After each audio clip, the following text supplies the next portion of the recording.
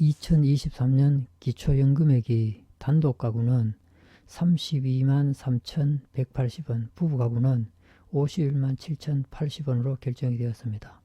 65세 이상 어르신 중 소득 인정액이 단독가구는 202만원 이하, 부부가구는 323만 2천원 이하면 기초연금을 받을 수가 있습니다.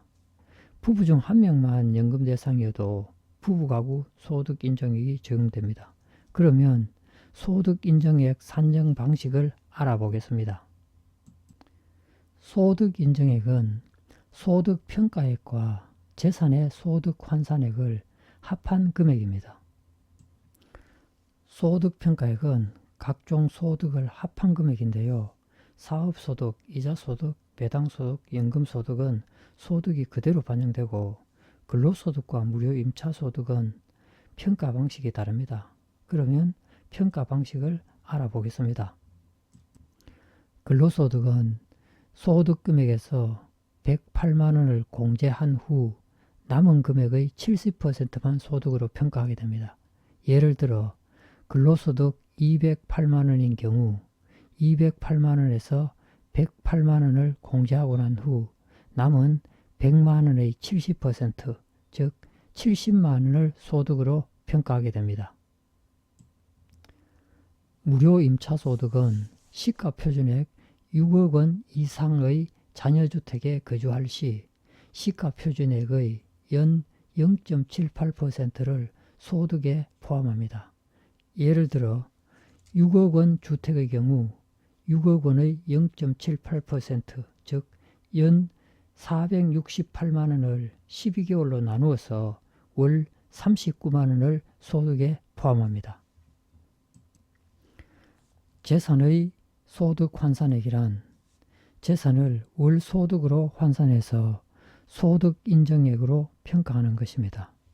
일반 재산에서는 지역별 기본재산액을 공제하고 금융재산에서는 2천만원을 공제하게 됩니다.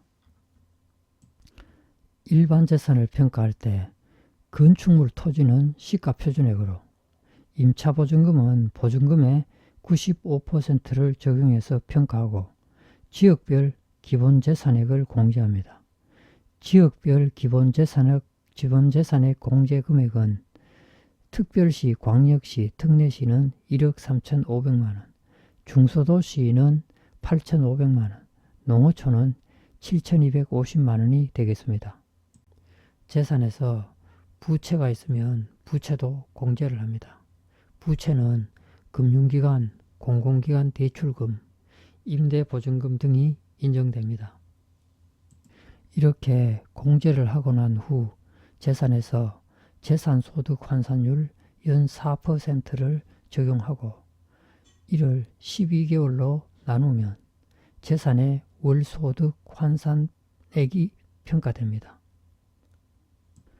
예를 들어 재산 6억원인 경우 6억원의 연 4%는 연 2,400만원이고 이를 12개월로 나누면 월 200만원의 월소득 환산액으로 평가됩니다.